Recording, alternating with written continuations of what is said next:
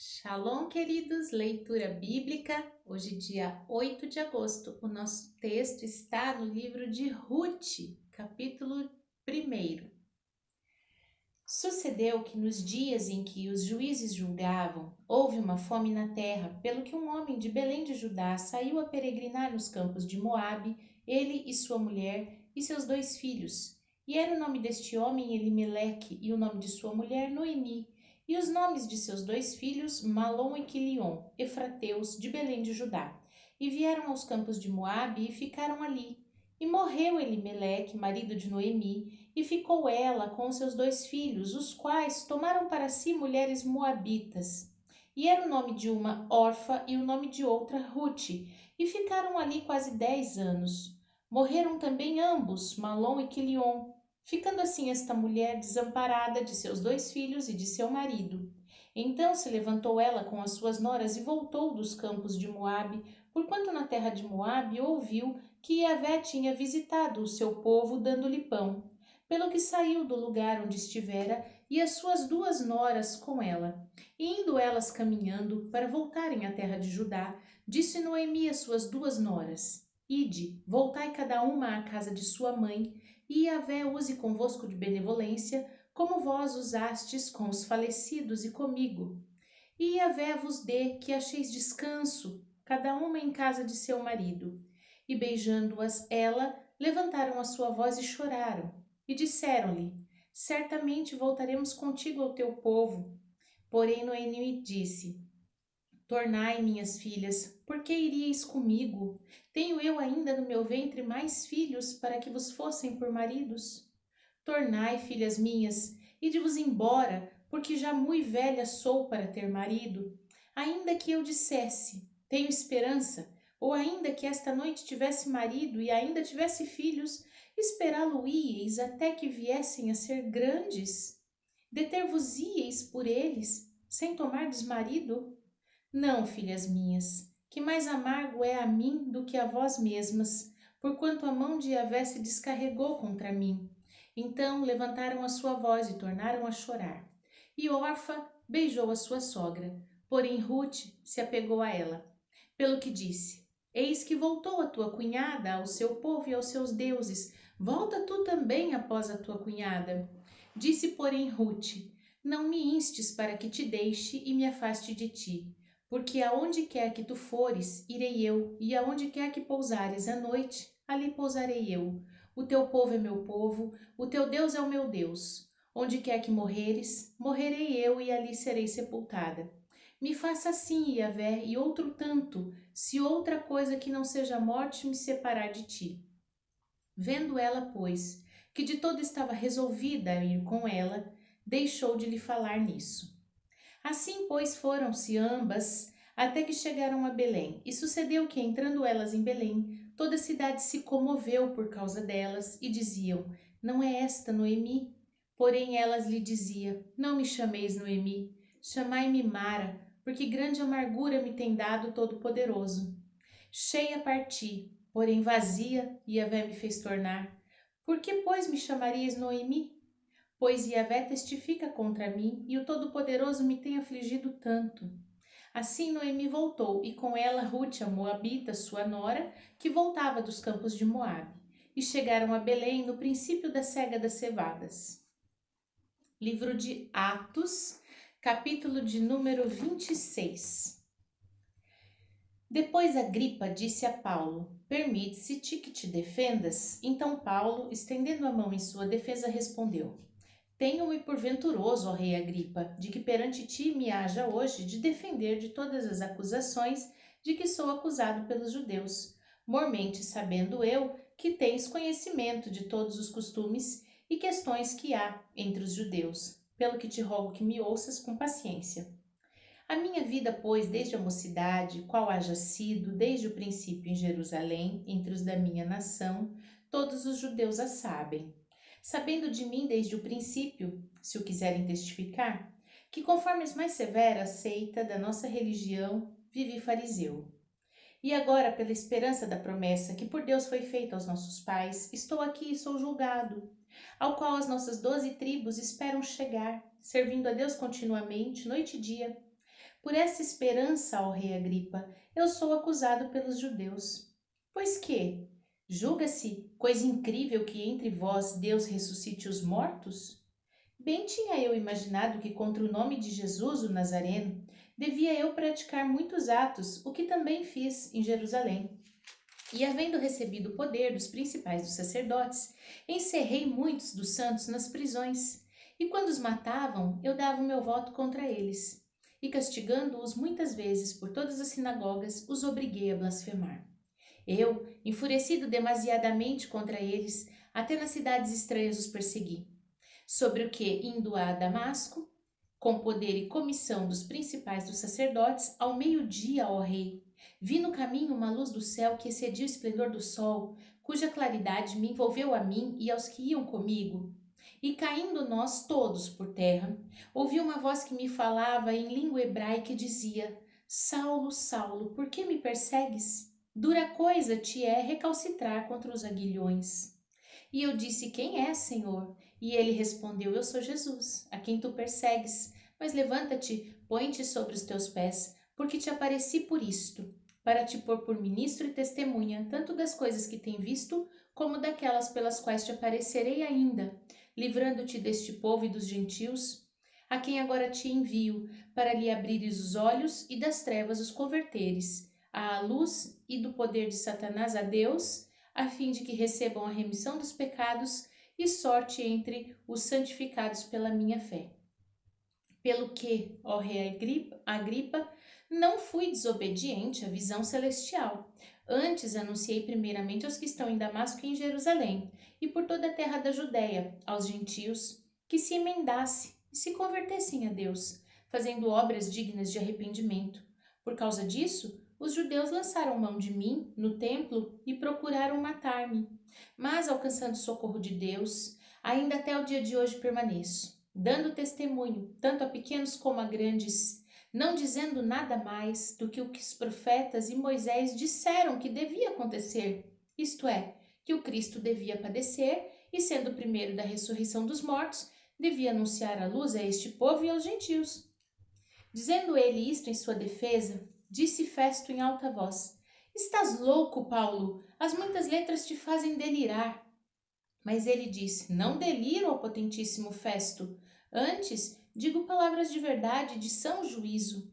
Porque o rei, diante de quem falo com ousadia, sabe estas coisas, pois não creio que nada disto lhe é oculto, porque isso não se fez em qualquer canto. Crês tu nos profetas, ó rei Agripa? Bem sei que crês. E disse Agripa a Paulo: Por pouco me queres persuadir a que me faça cristão? E disse Paulo: Provera a Deus que ou por pouco ou por muito, não somente tu, mas também todos quantos hoje me estão ouvindo se tornassem tais qual eu sou, exceto essas cadeias. Dizendo ele isto, se levantou o rei, o governador e Berenice, e os que com eles estavam assentados. E apartando-se dali, falavam uns com os outros, dizendo: Este homem nada fez digno de morte ou de prisões. E Agripa disse a Festo: Bem podia soltar-se este homem, se não houver apelado para César. Livro de Jeremias, capítulo de número 36. Sucedeu, pois, no ano 4 de Jeoaquim, filho de Josias, rei de Judá, que veio esta palavra de Yahvé a Jeremias, dizendo: Toma o rolo de um livro e escreve nele todas as palavras que te tenho falado sobre Israel e sobre Judá, e sobre todas as nações, desde o dia em que te falei a ti, desde os dias de Josias até hoje. Ouvirão, talvez, os da casa de Judá todo o mal que eu intento fazer-lhes, para que cada qual se converta do seu mau caminho, e eu perdoe a sua maldade e o seu pecado. Então Jeremias chamou a Baruque, filho de Nerias, e escreveu Baruque da boca de Jeremias todas as palavras de Yahvé que ele lhe tinha revelado no rolo de um livro. E Jeremias deu ordem a Baruque, dizendo: Eu estou encerrado e não posso entrar na casa de Yahvé. Entra, pois, tu e lê pelo rolo que escreveste da minha boca as palavras de Yahvé aos ouvidos do povo na casa de Yahvé no dia do jejum. E também aos ouvidos de todo Judá, vindo das suas cidades as lerás. Pode ser que caia sua súplica diante de Yahvé, e se converta cada um do seu mau caminho, porque grande é a ira e o furor que Yahvé tem manifestado contra este povo. E fez Baruque, filho de Nerias, conforme tudo quanto lhe havia ordenado Jeremias o profeta, lendo naquele livro as palavras de Yahvé na casa de Yahvé. Sucedeu no ano 5º de Joaquim, filho de Josias, rei de Judá, no mês 9º, que apregoaram jejum diante de Yahvé a todo o povo em Jerusalém, como também a todo o povo que vinha das cidades de Judá a Jerusalém. Leu, pois, Baruque, naquele livro, as palavras de Jeremias na casa de Yahvé, na câmara de Gemarias, filho de Safã, o escriba, no átrio superior, à entrada da porta nova da casa de Yahvé, aos ouvidos de todo o povo. E ouvindo Miqueias, filho de Gemarias, filho de Safã, todas as palavras de Yahvé naquele livro, desceu à casa do rei, à câmara do escriba. E eis que todos os príncipes estavam ali assentados. Elisama, o escriba, Delaías, filho de Semaías, Eunatã, filho de Acbor, Gemarias, filho de Safã, Zedequias, filho de Ananias, e todos os outros príncipes. E Miqueias anunciou-lhes todas as palavras que ouvira, lendo-as Baruque pelo livro aos ouvidos do povo. Então todos os príncipes chamaram a Jeudi, filho de Netanias, filho de Selemias, filho de Cusi, a dizer a Baruque: o rolo que leste aos ouvidos do povo, toma-o nas tuas mãos e vem. E Baruque, filho de Nerias, tomou o rolo nas suas mãos e veio a eles. E disseram-lhe: assenta-te agora e lê-o aos nossos ouvidos. E leu Baruque aos ouvidos deles. Sucedeu que, ouvindo eles todas aquelas palavras, se voltaram temerosos uns para com os outros e disseram a Baruque: sem dúvida nenhuma, anunciaremos ao rei todas essas palavras. E perguntaram a Baruque, dizendo: declara-nos agora como escreveste da sua boca todas estas palavras. E disse-lhe Baruque: com a sua boca ditava-me todas essas palavras e eu as escrevia no livro com tinta. Então disseram aos príncipes e a Baruque: vai e esconde-te, tu e Jeremias, e ninguém saiba onde estás. E foram ter com o rei ao átrio, mas depositaram o rolo na câmara de Elisama, o escriba, e anunciaram aos ouvidos do rei todas aquelas palavras. Então enviou o rei a Jeudi para que trouxesse o rolo. E Jeudi tomou-o da câmara de Elisama, o escriba, e leu-o aos ouvidos do rei e aos ouvidos de todos os príncipes que estavam em torno do rei.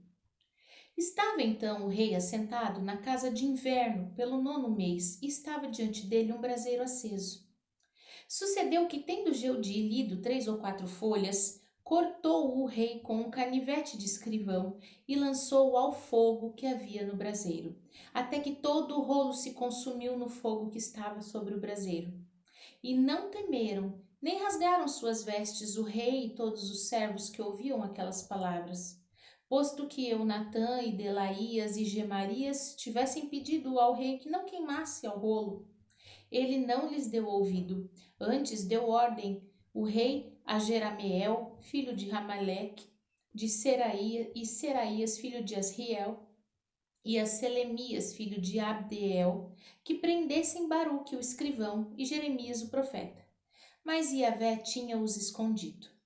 Então veio a Jeremias a palavra de Yahvé, depois que o rei queimara o rolo com as palavras que Baruque escrevera da boca de Jeremias, dizendo: toma ainda outro rolo, escreve nele todas as palavras que estavam no primeiro volume, o qual Jeoaquim, rei de Judá, queimou.